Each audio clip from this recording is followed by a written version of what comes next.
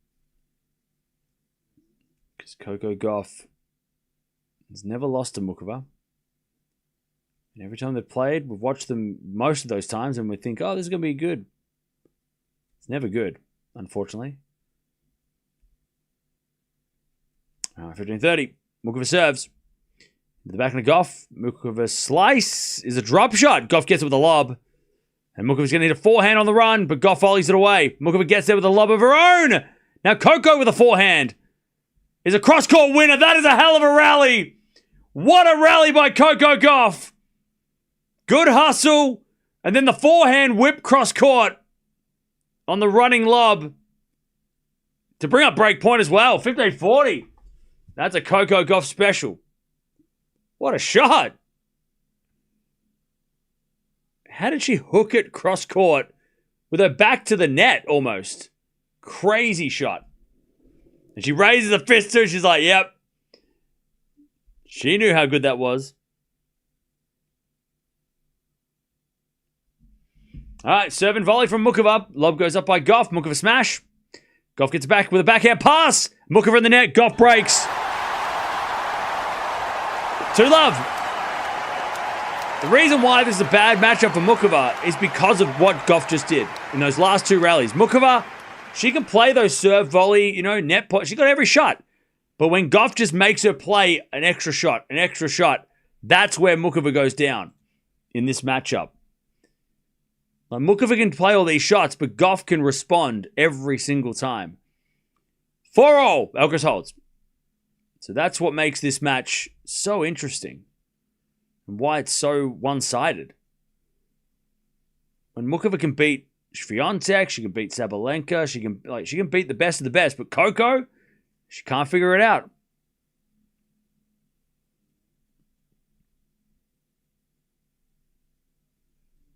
Gauff 2-love. As the return goes in from Muchova to the forehand of Gauff. Muchova forehand in the net. 15-love.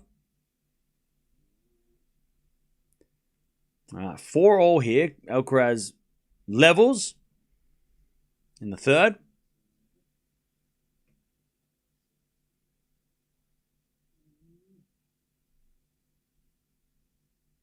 As Paul puts it away. 15-love.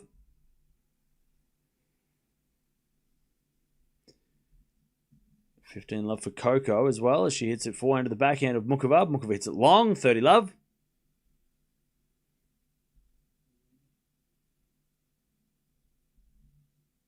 Yeah, Dutchy, fair enough. Paul hits a forehand to the back of Alcaraz. Alcaraz in the net. 30-love.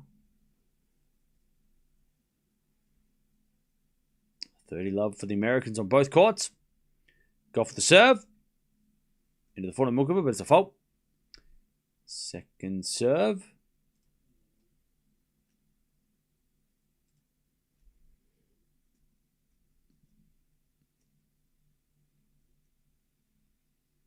Serve to the backhand of Muchova. Forehand from Gauff. Into the slice of Muchova. Gauff. Forehand again to the backhand of Muchova. Into that forehand of Gauff as Muchova goes long on the forehand. And it's 40-love Coco. 40-love for Paul as well.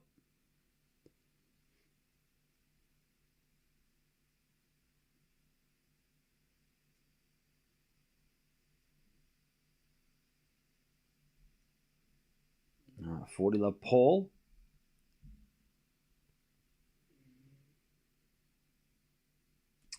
And 40-love Coco. She serves. Into the backhand Muchova. Forehand from Gauff. To the backhand of Muchova. Passing shot goes in. Gauff with the volley. Goes long. 40-15. As Alcaraz can't get that one. Paul holds. 5-4 in the third. Isn't it nice watching watching too many times? I guess. Not really. I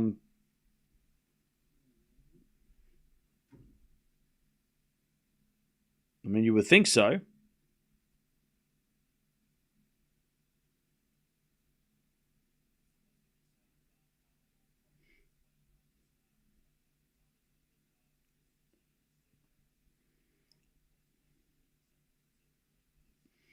All right, 40-15. Coco to go to 3-love. As Muchova backhand goes cross-court into the backhand of Gauff. And Gauff in the net, 40-30.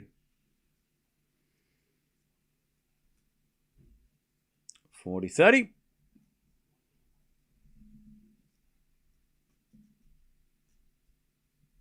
Does anyone know Jovic's style? She hits the ball hard. But she's also good defensively.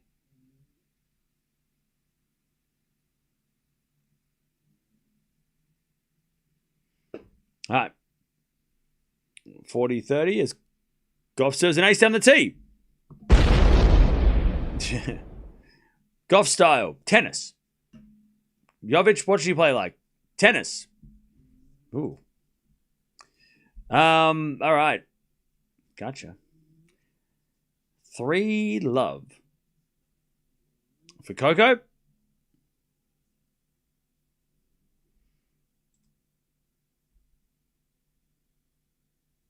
Let's go, Paul. I'm from Brazil. Hey, shout out to you. From Brazil. I've met a lot of cool people from Brazil. As Alcaraz gets a 15-love.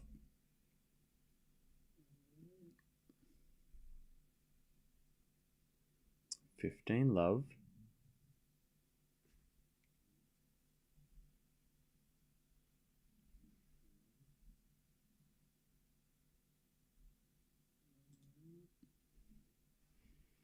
As a return gets a backhand of Alcaraz. Forehand now from Paul.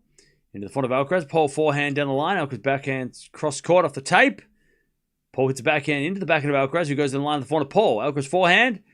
Again to the front of Paul. Slice goes into the backhand of Alcaraz. Paul forehand slice again. As Alcaraz forehand cross court winner. Too good. 30-love. Crazy shot by Carlos.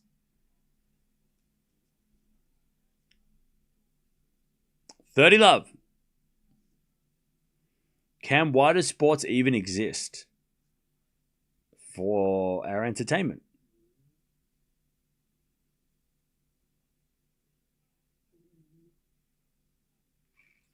All right, love 15 as Mukova hits a wide.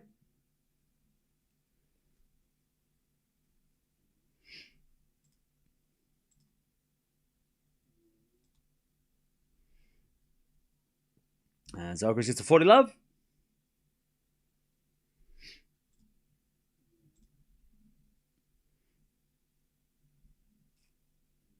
Also, Gauff's at love 30. God, this is happening all over again. Mukova's just thinking, why? Every time. Every time. As Alcaraz says, a fault second serve.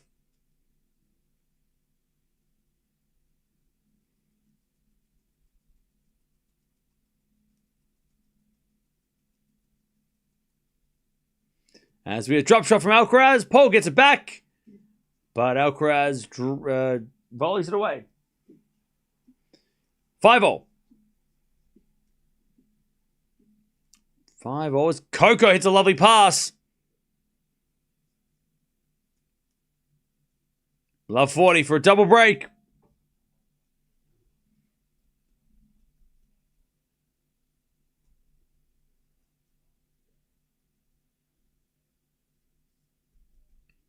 Love 40.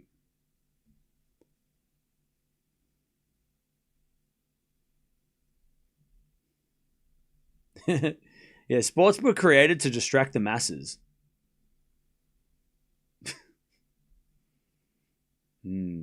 Yes. Yes. So what should we do about that? 15-40.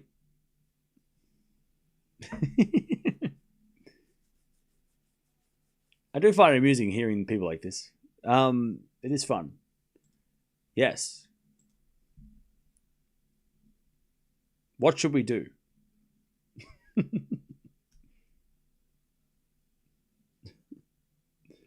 15-40. He's going to find a forehand rally here. Gauff hits it deep into the forehand of Mukova. As Gauff goes cross-court again with the forehand of Mukova, into the forehand of Gauff. Down the line of the back of Mukova sliced into the back of Gauff. As Gauff hits it long. Oof, 30-40.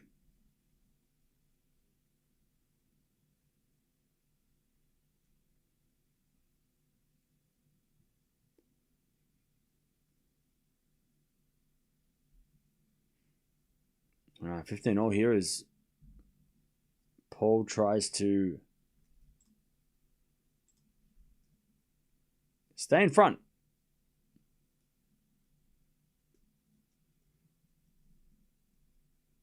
Mukova was trying to get on the board. And as Gauff returns into the forehand of Mukova. Gauff with the backhand. Into the forehand of Mukova. Mukova in the net. 4-love Coco. 4-0.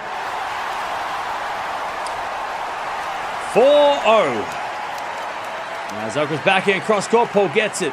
Into the forehand of Alcaraz. Paul backhand again. Into the forehand of Alcaraz, who goes cross court. Into the forehand of Paul. Alcaraz down the line. Paul gets it with the backhand cross court, but it's in the net. 15-30.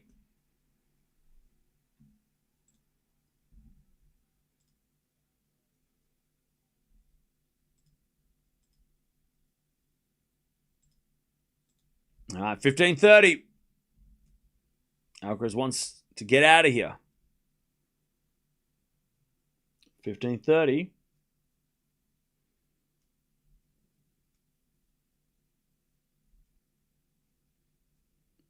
As Coco serves. Into the forehand of Mukova. Return goes to the forehand of Gauff. Gauff hits it wide. Love 15.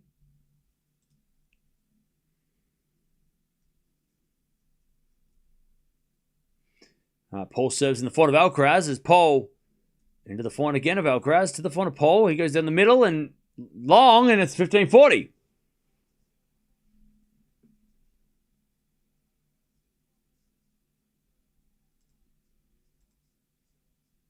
All right.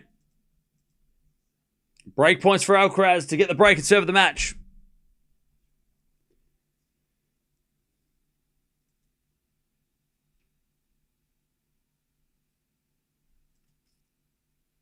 15-40.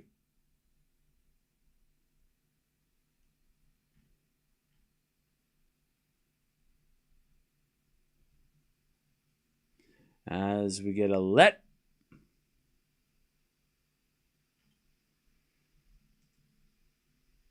Alcaraz is like the ball was over by so much.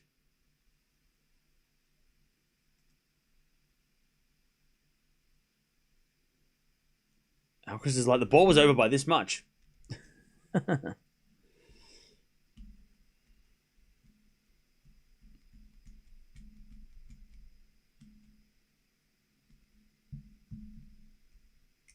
As Paul serves a fault, second serve.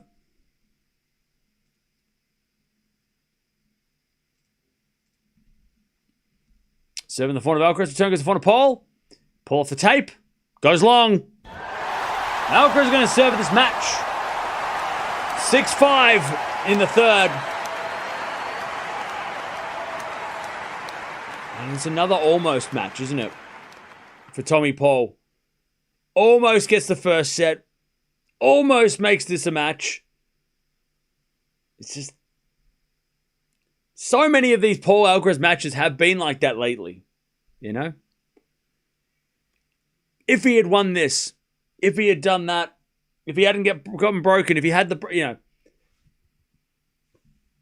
it could have been 2 sets to 1. You know, like he's this close as well. He's not that far away, but it happens all the time. Seems to happen so much.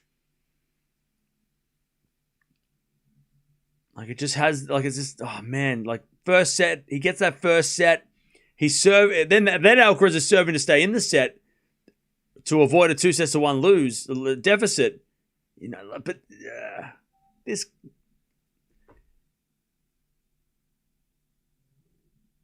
and now Alcaraz is serving for the match when it could have been very close to, you know, 2 sets to 1 Paul. You know, it was.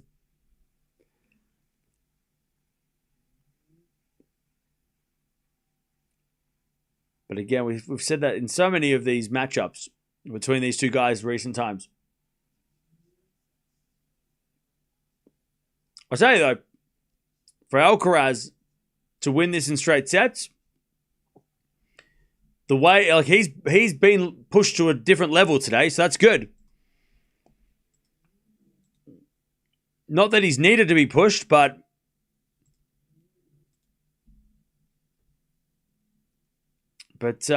it does, like, you know, for him to get to the quarterfinals after this match and play Bublik or de Minaur, this is a good warm-up for those guys. 5-love Coco. Jeez. I mean, if it hadn't happened before, I would have been totally shocked. What was my thoughts on the Swiatek Kalinskaya scoreline? Yeah, it happens. 15-0. Alcaraz, good serve down the tee. Fritz is the same when it comes to Sincaraz. Yeah, you got to be perfect against them. That's the thing. You can't. If you get an opportunity, you have to take it. If you take the opportunity, you have to keep it. And if you don't, if you give it back, you're probably not going to win. Like, Paul breaks in the first game of the match. It's a tall ask to be like, now just hold for the rest of the set. Because good luck. But then when you get that chance in the tiebreak at 6-0, you've got to somehow win the tiebreak. Like, you've got to take it. Because those are like, it's so hard to beat these guys. And you have to win. And it's harsh because Paul's played a good match. And he beats everybody else playing like this. Bounce smash. Into the forward of Paul. Paul on the ground. 40-15. Like, he beats everybody except for Sinner Alcaraz playing like today. He's played such a good match, but Alcaraz has just played better.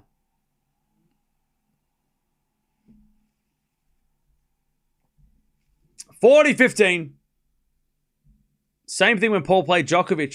Who did he play when he lost the 2 tiebreaks in the first 2 sets? Was it Zverev maybe last year?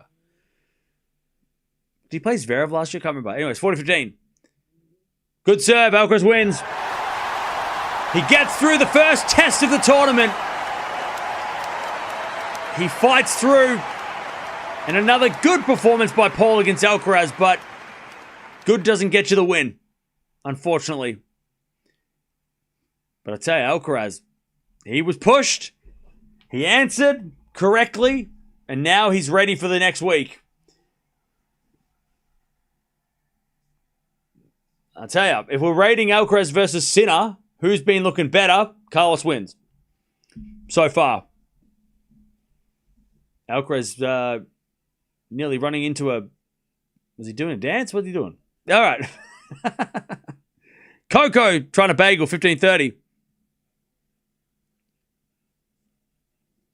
But good work from Paul again. Good, solid performance, but I'm sure he'd trade solid for a win. He's like, well, I don't care if I get a pat on the back. I want to win the match. All right, Coco. She's trying to get it done. 15-30.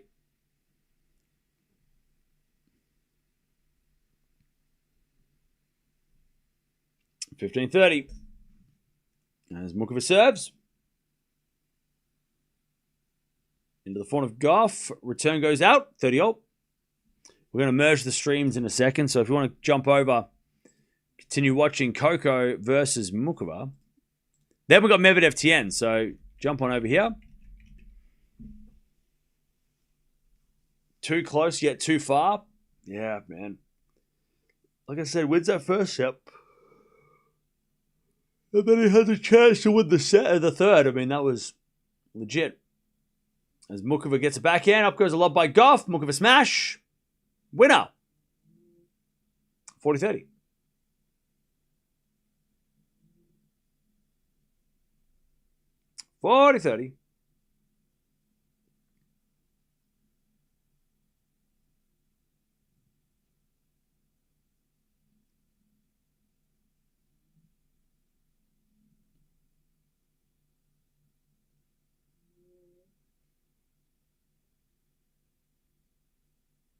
Serve. Into the forehand of Coco. She hits a return winner. All right, we get to deuce. All right, so jump on over if you want to keep watching this Gauff Mukova match. And then we're going to move on to Medvedev versus Tien as well. But Alcaraz wins. 7-6, 6-4, 7-5.